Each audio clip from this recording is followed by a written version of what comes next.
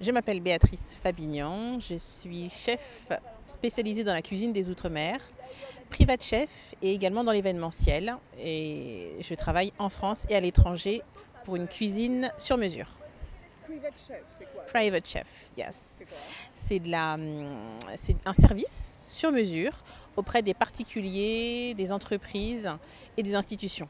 Donc en fait, pour la partie particulier, je vais chez les gens ou dans le lieu qu'ils ont choisi et je fais de la cuisine créole sur place.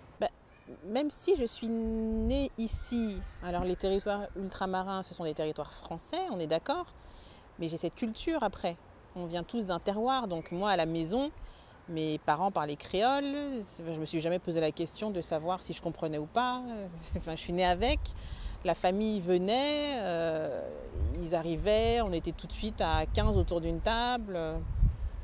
Enfin, finalement, il y a juste l'endroit qui changeait, mais mes parents et la famille étant Guadeloupe, Martinique et d'autres territoires, en fait, c'était comme au pays, sauf qu'on n'avait pas la mer, le soleil et la chaleur. Oui, j'ai décidé de faire ce métier par passion.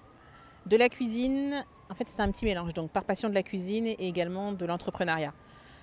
C'était vraiment travailler pour moi, faire ce que j'aime et pouvoir offrir un service de qualité.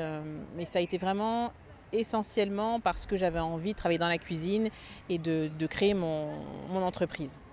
Et pourquoi tu fais une cuisine d'outre-mer? Tu aurais pu faire autre chose, chinois, japonais ou je ne sais quoi. Oui, mais je suis créole avant tout. Je suis pas, je suis créole avant tout, et j'ai toujours eu envie de mettre, eu à cœur de mettre en avant la cuisine créole parce que moi, je vis ici à Paris depuis tout le temps, enfin en région parisienne, et je me rendais bien compte que quand j'étais invitée lors de cocktails, lors de dîners, qu'on parlait des Outre-mer, mais qu'à la fin, il n'y avait pas de finalité avec la cuisine, il n'y avait pas de goût, il n'y avait pas de saveur, il n'y avait rien. Je trouvais ça très étrange. Et je me suis dit, mais non, c'est pas normal qu'on parle de toutes les cuisines du monde, en l'occurrence des territoires français, et qu'on parle jamais des Outre-mer. Ça m'énervait. Ça m'énervait On vraiment. parle du faux filet frites, on parle du canard. On parle de tout, de la betterave, de la carotte, du poireau, du chou-fleur, des haricots verts.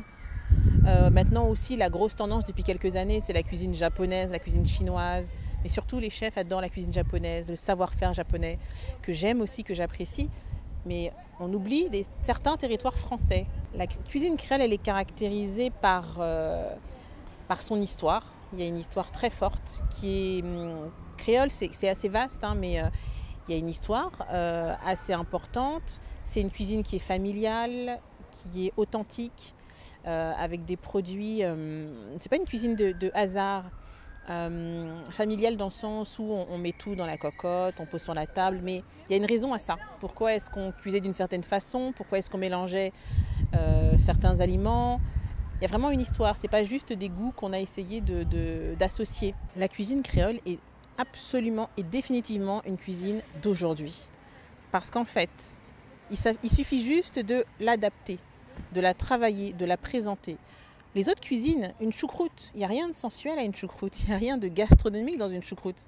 Et pourtant, on trouve des choucroutes dans des super restaurants, étoilés ou pas étoilés, mais on la travaille différemment. Et la cuisine créole, c'est pareil. Il faut l'adapter, il faut l'enlever de trop de gras, trop de sucre.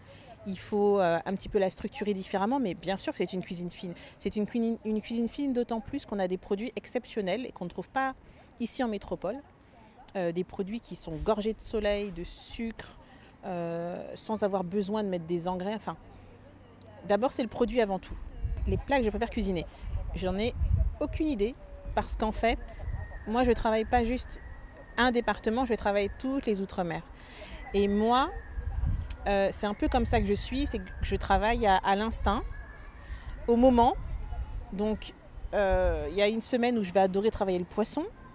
L'autre semaine, moi je suis carnivore, donc je vais adorer travailler les morceaux de viande. Ça dépend en fait du temps, des gens que je rencontre, de l'événement. J'ai pas une appétence pour un produit ou pour un autre. Les gombos, tiens, maintenant je suis en plein dans les gombos parce que j'adore ça, le côté gluant. Une petite recette, c'est super simple de faire les gombos, hein. Les gens ont peur de faire des gombos. Mais on met de l'eau froide à hauteur, on remplit sa petite casserole de gombo, on met de l'eau froide à hauteur avec un petit peu de sel, on fait cuire, on pointe avec la pointe d'un couteau une fois qu'il n'y a pas de résistance et que c'est cuit. Les gombos, ça cuit très facilement, hein, très vite, hein, en 6 minutes c'est cuit.